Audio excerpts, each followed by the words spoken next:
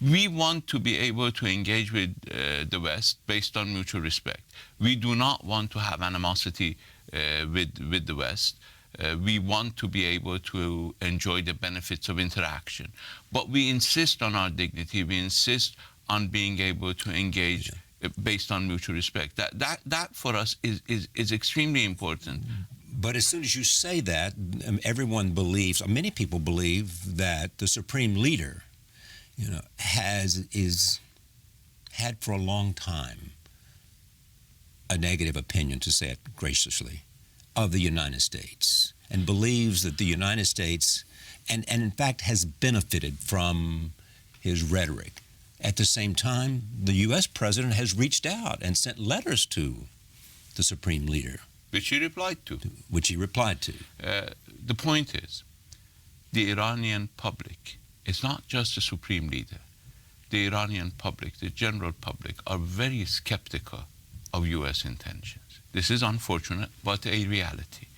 The reality is that the Iranian general public in Iran are very mindful of history, very much so. They remember the United States overthrowing a government, supporting a repressive regime. And as you know, the United States remembers the taking of American hostages. Yes, they both have a historical memory. There is a bad history. There is a public psyche in the two countries that have led to an atmosphere of mistrust. And we do not want to debate what happened first, who is responsible for this, but we should understand, we should realize this historical background and see whether through cooperation to resolve this issue, we can in fact dent that wall of mistrust that exists between Iran and the United States and see whether that provides us with an opportunity to move forward. So the Supreme Leader has been very clear that he doesn't trust the United States, like most Iranians. But does he want to see a better relationship with the United States is the question. He made it very clear in his latest statement that if this goes well, it may open the possibility for talks in other areas. This we need to decide. We need to see how this works out.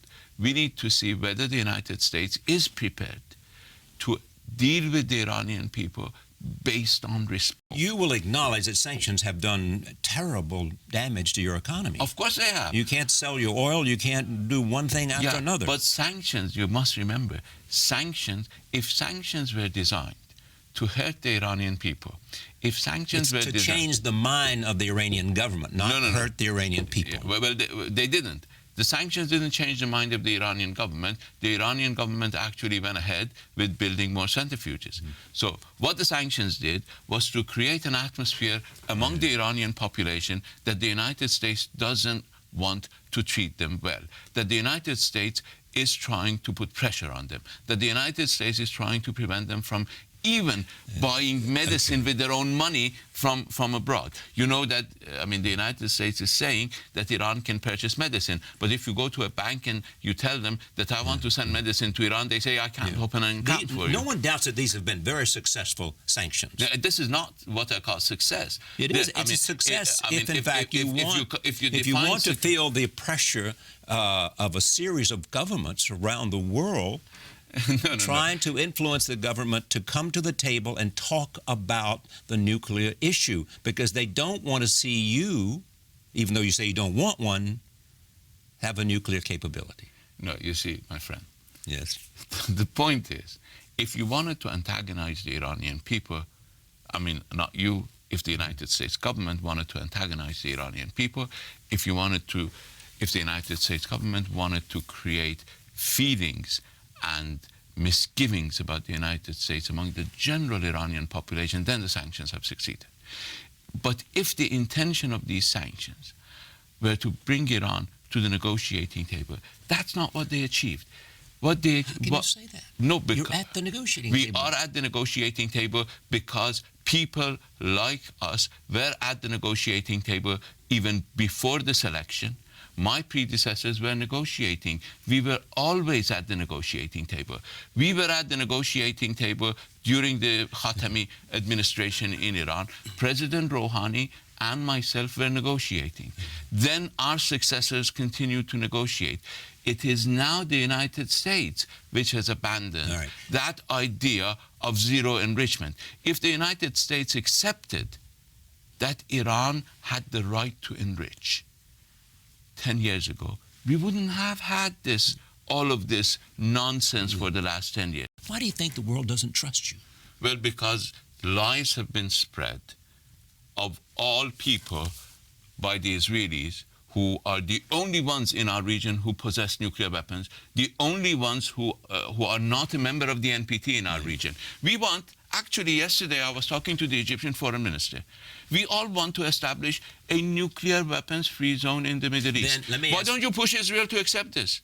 Because tomorrow, if you have everybody in the Middle East accepting, and everybody is there ready to accept no nuclear weapons in the Middle East, with all the inspections you want in the world, that we will not have nuclear weapons. So it's not, I mean, Netanyahu does not have any authority to become sort of non-proliferation guru of the world. This guy sits on 200 nuclear warheads, which are illegal, have been developed in contravention of every international norm and treaty on non-proliferation. So let's be serious. You want to be serious? Iran never wanted nuclear weapons, never wants nuclear weapons. Now, what they're talking about when it comes to Iran, they're talking about the time that is required for Iran to build necessary fissile material for one bomb. This is not to build a bomb. No. So this is where the hype comes in. Right. This is where the hype comes in. For the past 8 years, Iran has suffered all these sanctions, and we had enough material to build 8 bombs. 8 bombs? 8 bombs, and we never did. So how much material is that? 8,000 kilograms. You have 8,000 kilograms 8,000 kilograms of enriched uranium. During President Ahmadinejad's time, where the United States and the rest of the world put all the pressure on him, demonized him, tried to create a security threat out of a country that never posed a threat against anybody. 8 years, 8,000 kilograms, 8 bombs. Not a single bomb. Nobody even contests this argument. So, let me try. Breakout is a hysteria, is a hype. But Iran doesn't want to build nuclear weapons. We are prepared to create the atmosphere of confidence. That will be done through certain measures that we have accepted. It doesn't mean that I accept breakout, because I believe breakout is a hype. Okay. And I believe nobody should accept breakout. People should listen to reality. People should listen to science, not to hype. Have you changed your mind about the United States? You guys have been sitting there. You both want this to work for individual reasons. I mean, for reason to reflecting of your country's wishes. No, we both want this to work because we know that the other approach is counterproductive, that the other approach does not produce results. I mean, confrontation harms us, it harms U.S. interest, and it doesn't advance any objective. That is a realization that has been key to everybody sitting and trying to resolve this. So we have tested something that was not conducive to an outcome that either side believed to be in its interest. Now we're testing another option, an option that we always preferred. We preferred that option in early 2000s. You mentioned that. When we made suggestions. Right. No, I want you to understand, and I want the American public to understand, that it's not the sanctions that has brought Iran here. We were always at the negotiating table. We were always prepared to reach a negotiated solution. It was unfortunately segments of the United States administration who believed, and unfortunately continue to believe, that they can impose their views on the rest of the world. They can't. And the sooner they realize that, the better we all will be. There is, we do not jail people for their opinions. The government has a plan to improve, enhance human rights in the country, as every government should.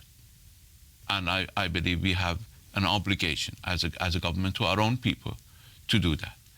But people who commit crimes, who violate the laws of a country, cannot hide behind being a journalist or being a political activist. People have to observe the law. I have to observe the law.